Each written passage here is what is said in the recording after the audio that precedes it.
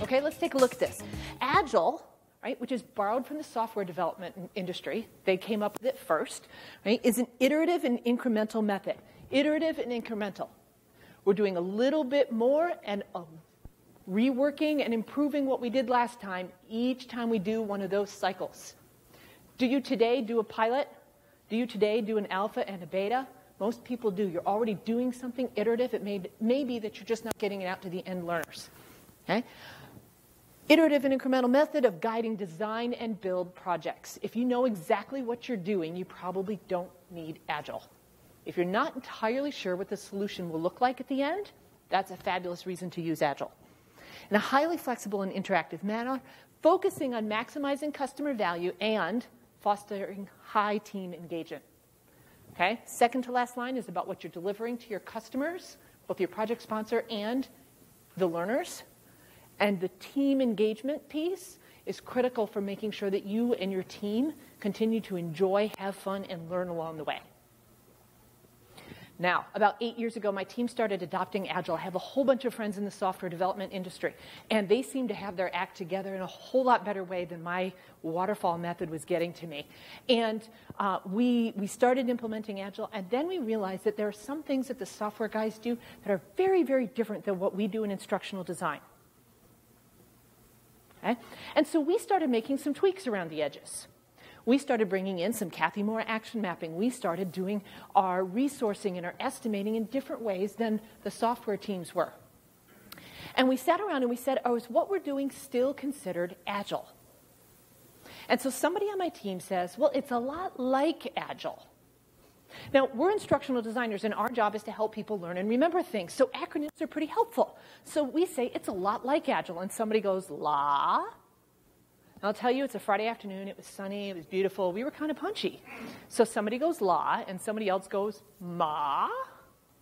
So we ended up with llama.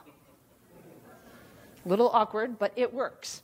Right, so a graphic designer over the weekend came up with a llama and a cape, and we have not touched it in 8 years. So llama, then, as opposed to Agile, the only thing we've done here differently is change the second line. Iterative and incremental method of guiding instructional design and build projects. We do it with instructor-led, we do it with e-learning, we do it with software learning, we do it with LMS configuration and implementation. Okay? All of our projects, we use Agile. We use Agile to figure out what's the most important thing to work on, how are we going to estimate and schedule the work, how are we going to get reviews and insights, and how are we going to close the project and all become better as a result. So, the Agile Manifesto. So about 2000, 2001, actually it was 2001, because in February of 2000, everybody was still fixing the 4 digits on their software for the year. Dating myself here.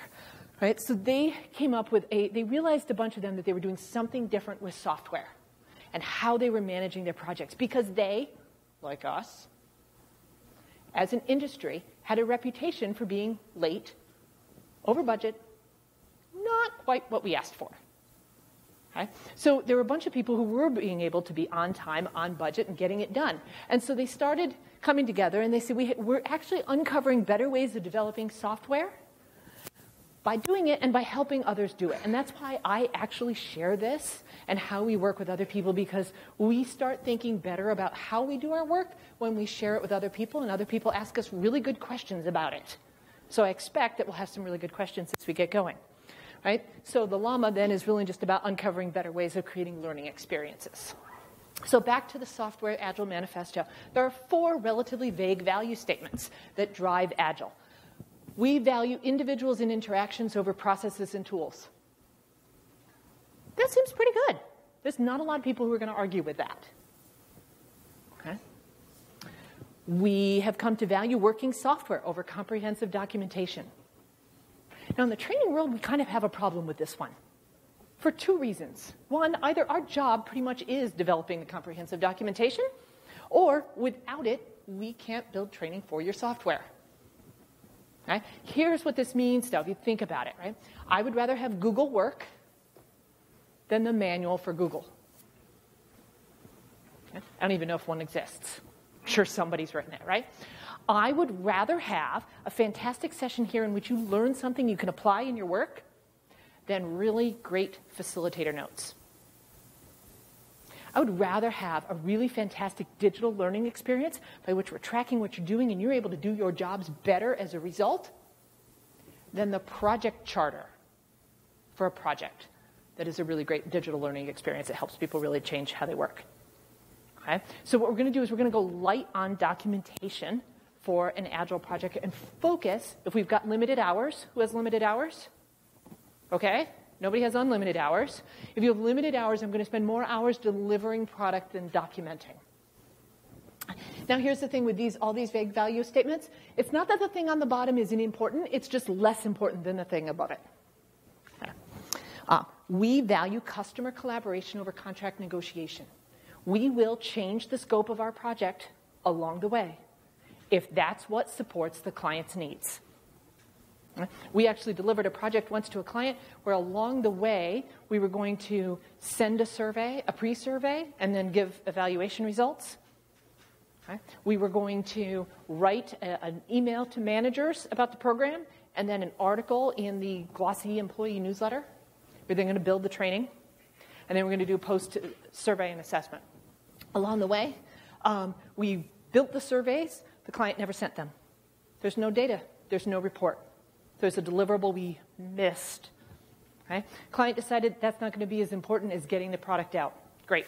So we're working on getting the product out. In the meantime, the project manager on the client side writes her own email.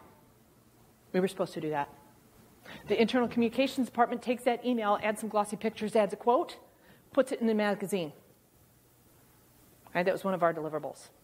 We do the main deliverable, and then at the end we built the survey, the post-survey, right? But they hadn't delivered it before we decided, the contract is done. So we send we're done, here's your source files, life is all happy and good, we've submitted our final invoice, and I get this call from a very concerned lady from procurement. And her concern is that we have finished the project and not all the deliverables have been provided. And I described what happened and the decisions that we made, okay, and documented along the way.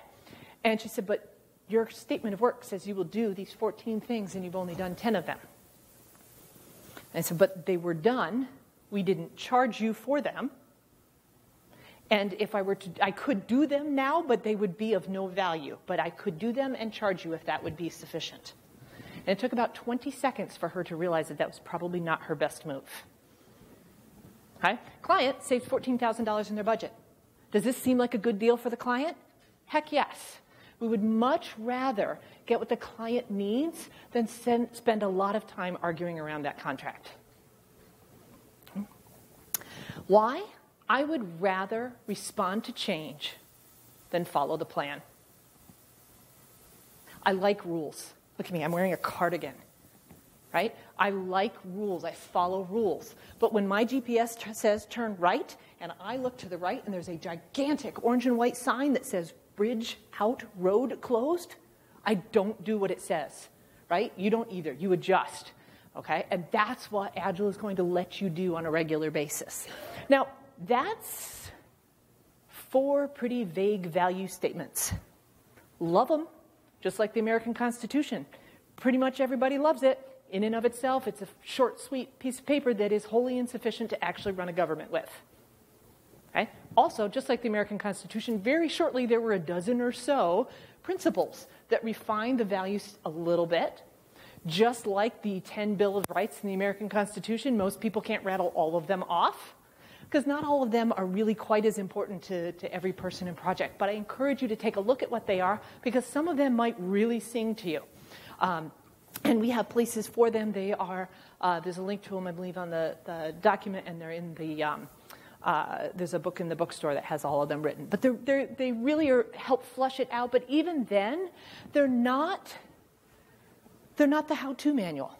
Have you heard of Scrum before? Scrum is, right, one of the Agile methods that follows these principles and the value statements. Right? Most people in the world who use Agile are software developers. Most software developers follow the Scrum method. It is not the only one. It's actually one that I actually modeled LLAMA on what's called extreme programming as far as estimating and resource planning goes.